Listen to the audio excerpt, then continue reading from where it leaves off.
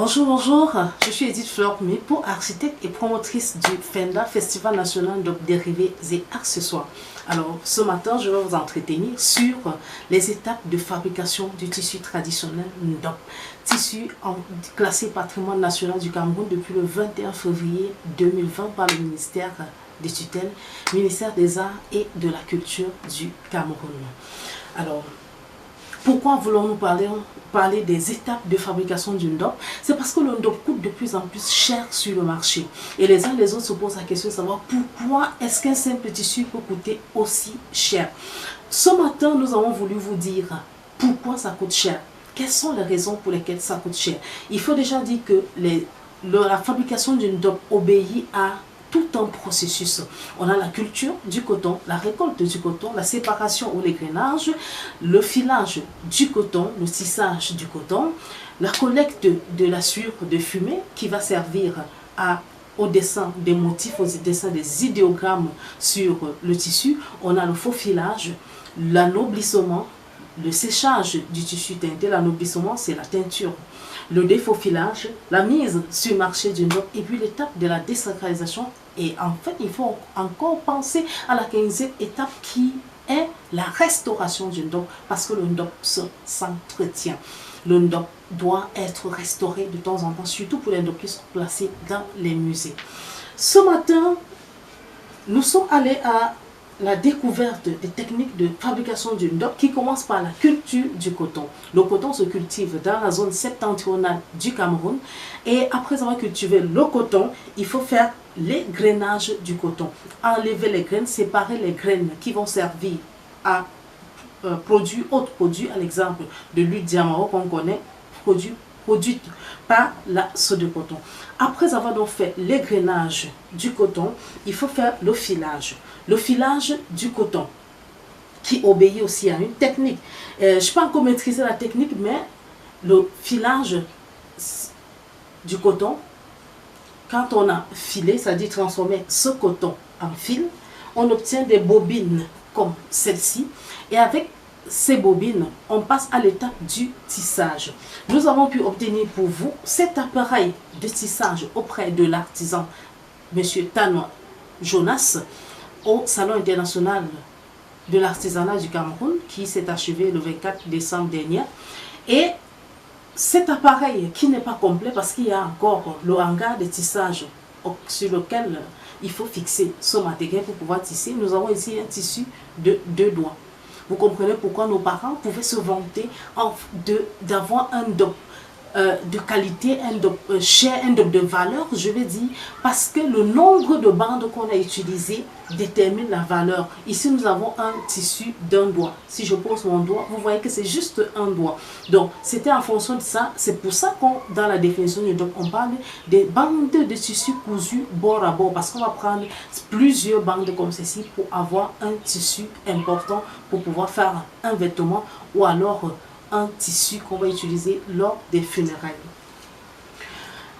Ça, c'était une technique de tissage. Nous avons un autre métier à tisser qui permet d'avoir des grosses bandes comme celle-ci. Donc, aujourd'hui, il faut dire que le Ndop, la technique de fabrication du Ndop a évolué dans le temps et dans l'espace. Hier, on a utilisé des peaux d'animaux, on a utilisé les fibres de raffia, on a utilisé du chanvre, on a utilisé le baume.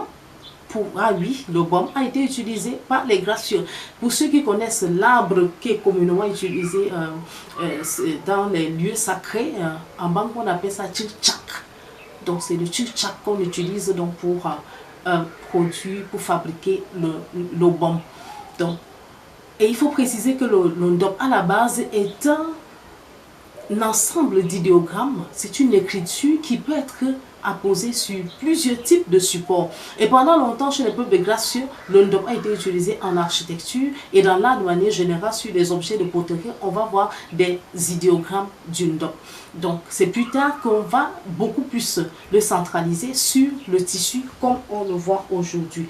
Donc, après avoir donc tissé de coton, nos parents aujourd'hui, puisqu'on utilise plus les fibres de raffia, vont donc à la rencontre de leurs frères artisans de l'extrême nord, parce que le tissage se fait principalement dans l'extrême nord, même si la culture du coton se fait dans toute la zone septentrionale.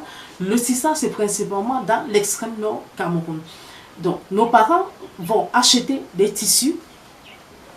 Nous pensons ici à Papa Kambwa Simo de Baham, le patriarche qui travaille dans le NDOP depuis au moins 85 ans et qui a su transmettre à ses enfants, à ses petits-enfants. Aujourd'hui, on a là une entreprise familiale, pas seulement familiale parce qu'ils ont formé les gens aussi dans le village. Nous lui faisons un coucou. Donc, ils vont donc acheter ces tissus aujourd'hui dans l'extrême nord Cameroun.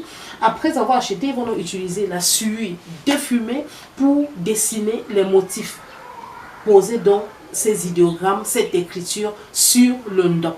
Et après avoir donc posé cette écriture, on va utiliser les fibres de raffia, parce que préalablement on a récolté donc les feuilles de raffia, on va donc enlever les fibres, et c'est avec ces fibres qu'on va faire la réserve, coudre les parties qui resteront blanches après la teinture. Après avoir donc fait cette couture qu'on va appeler le faux filage, le tissu va aller à Garoua. Nous faisons un coucou à M. Oumaro du côté de Garoua qui fait la teinture jusqu'à ce jour et qui a eu une médaille à la première édition du FENDA. M. Oumaro, nous ne t'avons pas oublié, nous pensons à toi. Donc, on va donc faire la teinture. Après avoir fait la teinture, il y a le séchage. Après le séchage, le tissu revient donc dans le Grand Sud, à l'ouest Cameroun, et c'est là qu'on va faire le défaufilage, c'est-à-dire enlever maintenant ces fibres de raffia pour obtenir cette partie blanche, pour retrouver le blanc de départ sur ces parties qui vont mettre donc en lumière l'écriture ou les idéogrammes apposés sur le tissu. Il faut préciser que ce travail est principalement fait par les femmes. Pourquoi les femmes? Parce qu'elles sont endurantes, elles sont patientes. C'est pour ça que ce sont elles qui font prioritairement ce travail de faufilage et de défaufilage. Après avoir défaufilé donc notre DOP, on obtient le tissu. Je n'ai pas une grande bande, j'ai juste cette bandelette. On obtient donc notre tissu qui est prêt à être utilisé. Et après cette étape, il y a l'étape de mise sur le marché. Il y a la sacralisation. Nous insistons sur la sacralisation parce que les gens pensent aujourd'hui qu'avec le modernisme ou alors la modernité, chacun peut porter son DOP comme il veut. Oh que non! J'aime souvent dire, est-ce que chacun peut porter l'habit du pape? Est-ce que chacun peut porter la toge du professeur à l'université? Pourquoi respectons-nous les règles des autres et quand ça nous concerne, on essaye de banaliser? Heureusement que il y a la réplique ou alors les copies d'une DOP qui permettent à ceux comme moi, je ne peux pas encore porter d'une DOP originale, d'une DOP authentique, au moins dans le sens de la valorisation du patrimoine, je peux au moins porter la copie pour la promotion de la culture. Il faut préciser que ce que je porte là est la sœur jumelle d'une DOP. Et j'aime bien dire c'est toujours d'une DOP parce que les représentations des symboles dépendent de la position de l'observateur. Beaucoup de symboles qu'on va voir sur ces tissus, les animaux, on les retrouve aussi sur une DOP parce qu'il faut dire que le DOP a évolué et aujourd'hui il y a beaucoup de designs qu'on ne retrouve plus sur le marché. On retrouve principalement ces designs avec les cercles et les losanges parce que les artisans nous font savoir que ils sont beaucoup plus concentrés dessus parce que c'est plus facile à faire. Et s'ils prennent du temps pour faire ces anciens motifs qu'on retrouve aujourd'hui, au moins 15, 20, 50 motifs différents, ça coûterait beaucoup plus cher. Et ils ne sont pas sûrs que les gens peuvent acheter. Mais tenez-vous tranquille, si vous avez votre motif, votre design, les anciens designs exposés dans les musées partout dans le monde et que vous voulez qu'on vous le fasse, allez à Baham. Vous voyez Victor, il va vous faire ça. Ils sont capables de le faire.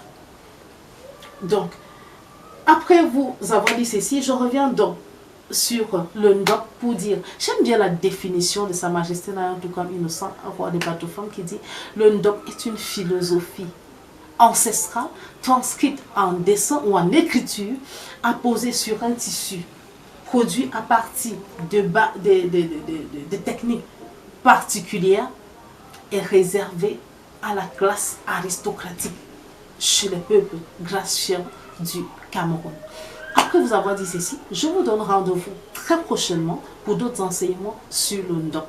parce que nous sommes convaincus de ce que le Ndop est certes répandu à travers le monde, mais le Ndop n'est pas encore international, parce que l'internationalisation du Ndop va passer par le contenu scientifique qu'on lui aura donné. Et c'est ce quoi nous travaillons pour le plaisir de notre culture, pour le plaisir de notre patrimoine, et pour que de plus en plus la culture grâce-fière, la culture camerounaise et la culture africaine soient hissées au sommet. Je vous remercie et à très